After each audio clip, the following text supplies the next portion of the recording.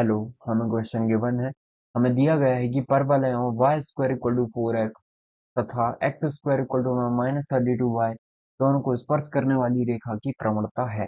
तो जब भी दोनों वक्र हमें दोनों ही मिल जाते हैं तो हम कैसे करेंगे इस क्वेश्चन को। तो देखते हैं, हमारे पास दो वक्र हैं, Y square equal to 4x है और एक है x square equal to -32y। यदि इनको प्लेस वैल्यू देखें तो एक कुछ इस तरीके से बन जाएगा और एक बन जाएगा इस तरीके से। ठीक है, अब इनकी स्पर्श रेखा कुछ ऐसे ड्रॉ कर देते हैं हम। ठीक है, मतलब ये इंटरसेक्ट नहीं करेगी, कुछ इस तरीके से जाएगी टच करते हुए। अब वो स्पर्श रेखा कैसे भी हो सकती है। ठीक है, एक स्पर्श रेखा कुछ इस तरीके से भी ड्रॉ कर सकते हो आप कि ये स्पर्श करते हुए जाए। ठीक है, तो अब हम देखते हैं कि यदि इसकी स्पर्श रेखा का स्लोप फॉर्म देखें तो वो कितना होता है। वो हो जाता है y इक्वल टू में एम एक्स प्लस ए वाई एम। और इसके लिए क्या हो जाएगा तो वो देख लेते हैं। ठीक है, तो इसका स्लोप फॉर्म हो जाएगा आपका -4ay वाला है, x square equal to -4ay वाला। तो ये y इक्वल टू में हो जाएगा एम एक्स प्लस का ए एम स्क्वायर। क्या होगा, प्लस का A M square. Okay, I hope आपको ये क्लियर हुआ होगा। अब हम इसको कंपैरिजन करें तो हम यदि एलसीएम ले लें इनका तो एम वाई इक्वल टू में एम स्क्वायर एक्स प्लस का ए हो जाएगा ये। ठीक है, तो इसको यदि हम कंपैरिजन करें, क्योंकि दोनों ही एक ही इक्वेशन होंगी। अरे, दोनों स्पर्श उभयनिष्ठ रेखा है तो इसकी स्पर्श रेखा इसकी स्पर्श रेखा दोनों की इक्वेशन सेम ही होगी।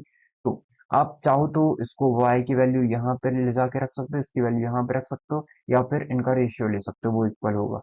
तो x का रेशियो x के साथ m अपॉन में m का स्क्वायर होगा, फिर y का मल्टीप्लाई 1 के साथ है तो 1 के अपॉन में m हो जाएगा और कांस्टेंट कांस्टेंट के साथ इक्वल हो जाएगा, मतलब ए एम स्क्वायर एक इक्वल हो जाएगा, अपॉन में एक इक्वल हो जाएगा। ठीक है, तो हमें प्रवणता ही बतानी है, वाली रेखा की प्रवणता प्रवणता ही बतानी है, मतलब m की वैल्यू बतानी है। तो हम बोलेंगे एक m से एक m कैंसिल, ये वाले m से ये वाला m कैंसिल, तो कुछ बता ही नहीं, ऐसे तो निकाल नहीं सब पाएंगे हम।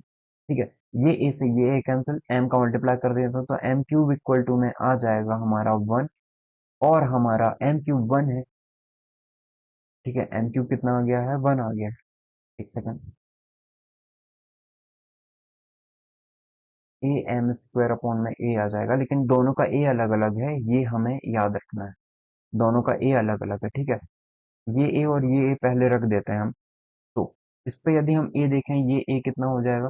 तो यदि हम 4y² इक्वल टू में 4ax देखें, ठीक है, तो यहाँ पे हम देखते हैं कि y² इक्वल टू 4x पे 4a इक्वल टू में 4 है, तो a की वैल्यू कितनी आ गई, 1 आ गई है, मतलब ये a जो है वो 1 है। ठीक, तो ये वाला ए हमारा 1 हो जाएगा, ये ए हमारा 1 हो जाएगा, ये याद रखना है। फिर ये वाला ए हम देखें हम, तो ये -4a इक्वल टू में -32 है, तो हम ए की वैल्यू देखें तो ये कितनी आ जाएगी, 8। अब ये वाला ए जो है 8 है, ये वाला ए जो है वो 8। ठीक है, तो 1, इसका मतलब ये एम क्यूब इक्वल टू में क्या आ गया है, 1/8 आ गया है। ठीक है, एम क्यूब इक्वल टू में कितना आ गया, 1/8। एम की वैल्यू जरूर से कितनी होगी, 1/2 हो जाएगी। ठीक है, यही तो होगा। इसका मतलब जो हमारा आंसर हो जाएगा इसका, ठीक है, 44 नंबर का जो करेक्ट आंसर है वो हो जाएगा option number 1, 1/2। Okay, I hope आपको समझ में आया होगा कि हमने इस क्वेश्चन को कैसे सॉल्व किया है। सबसे पहले हमें ये याद रखना है कि हमें ए को भी कन्वर्ट कर देना है। Okay, your correct answer is option number 1। Thank you. 1/2।